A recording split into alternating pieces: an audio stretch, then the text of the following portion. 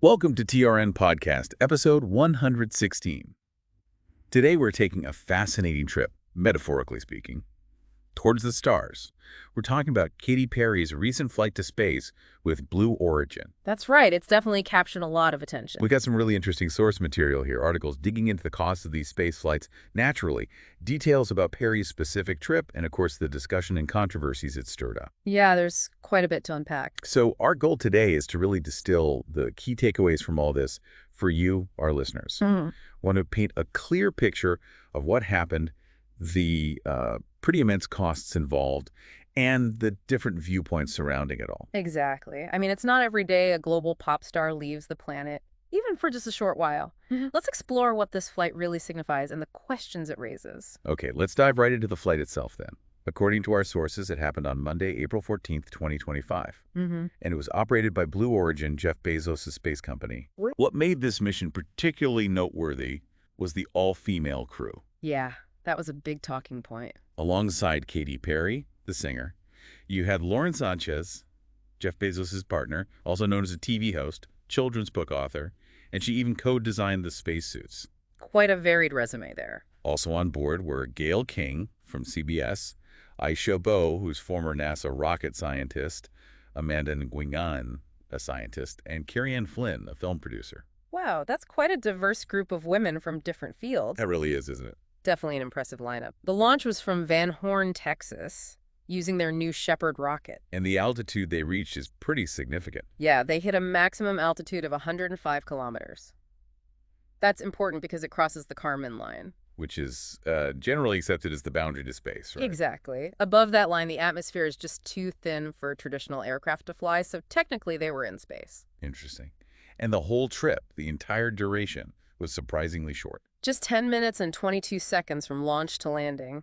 Including those few moments of weightlessness. Right. A very brief experience, all things considered. Now, Katy Perry had mentioned beforehand she wanted to sing in space. Did that actually happen? It did, apparently. Reports say she sang What a Wonderful World during the descent back to Earth. Wow. And what about the reactions on board? Could you get a sense of that? Well, the live stream reportedly captured cheers, lots of wow exclamations, and at one point, one of the women enthusiastically shouted, "We're in space! Look, there's the moon!" You can just imagine the emotion of that moment. Those spontaneous reactions really give you a glimpse of how overwhelming it must have been. Yeah. It's also worth noting Jeff Bezos was there to greet the crew personally after they landed safely. Okay. And Lauren Sanchez described the view of Earth from up there as incredibly peaceful and alive. She mentioned feeling this deep sense of connection. That's a common sentiment from astronauts, isn't it? The overview effect. It is. And just for historical context, while this wasn't the first time women flew to space, Valentina Tereschkowa flew solo way back in 1963. The first woman in space, yeah. Right. But this was the first all-female crew in this specific Blue Origin context, crossing that symbolic boundary together. That's an important distinction. Yeah. Okay, let's shift gears to something I'm sure a lot of listeners are curious about. The cost. What does a ticket like this actually set you back? The million-dollar question. Or perhaps multi-million-dollar question. Exactly. For Katy Perry and her fellow passengers, the specific prices weren't disclosed publicly. No, Blue Origin doesn't list ticket prices on their website. But they do mention needing a deposit just to start the booking process. That's right. A deposit of $150,000 just to get the ball rolling. Okay, so that alone tells you we're not talking about budget travel here. Not even close. What we gather from past passengers and industry insiders is that the actual costs can vary wildly. We've heard figures ranging from zero, if you're an invited guest of honor, which some celebrities have been. Right, like William Shatner, perhaps? Possibly, yeah. All the way up to nearly $30 million. $30 million, wow. So experts believe Blue Origin sets its prices very individually. Factors like, the passenger's profile, maybe specific deals they arrange, probably all play a role. So it's not a fixed menu price? Yeah. How does that compare to other players in the suborbital space tourism game? Well, if you look at Virgin Galactic, who are seen as a main competitor. Richard Branson's company. Exactly. They seem a bit more transparent, or at least they list a starting price. Currently, it's at least $600,000 per person. Still a hefty sum. Oh, yeah. And that also requires a $150,000 deposit. Interestingly, their flight experience seems a bit longer, around 90 minutes total. It involves launching from a carrier plane midair, a longer period of weightlessness, apparently, and landing via parachute. Okay, a different approach. And what about SpaceX, Elon Musk's company? With SpaceX, the price range is even broader because they offer different kinds of missions. They have something called the SmallSat Rideshare program, where theoretically tourists could tag along on flights heading to sun synchronous orbit. That starts around $300,000 for like 50 kilograms of payload. So more cargo-focused, but potentially with a seat. Kind of. But then you have their flights to the International Space Station, the ISS. Those can cost up to $55 million per seat. Okay, now we're talking a completely different league. That's orbital. Exactly. A much more extensive orbital experience. Remember the Inspiration 4 mission, the all-civilian crew that orbited for several days? I do, yeah. That whole mission reportedly cost around $200 million. Right, so it's clear that even the cheaper options, these suborbital hops like Katy Perry's, are incredibly expensive. Absolutely. They cross the Kármán line. You get a few minutes of weightlessness, see the curve of the Earth, and then you're back down pretty quickly. The whole experience, including training and prep, might just be a few hours total on the day. Pretty much. Though, looking ahead, many experts predict that the costs for space travel will gradually come down. Through technological advancements, maybe more competition. Exactly. More providers entering the market, maturing technology. It should drive prices down eventually, but it remains to be seen how accessible it truly becomes, or if it stays, a playground for the super rich for the foreseeable future. Definitely something to watch. Okay, now we need to address the criticism and controversy that surrounded this flight. It wasn't universally celebrated. No, definitely not. There was quite a bit of pushback. A major point of criticism was the accusation that this was basically a PR stunt for Jeff Bezos' company, especially in its rivalry with Elon Musk's SpaceX.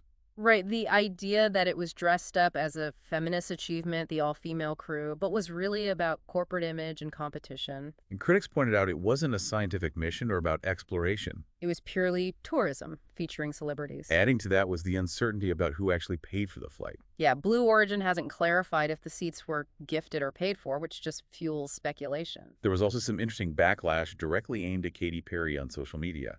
That's right. Under an Instagram post where she said she wanted the flight to inspire her daughter, people questioned how exactly this inspires little girls.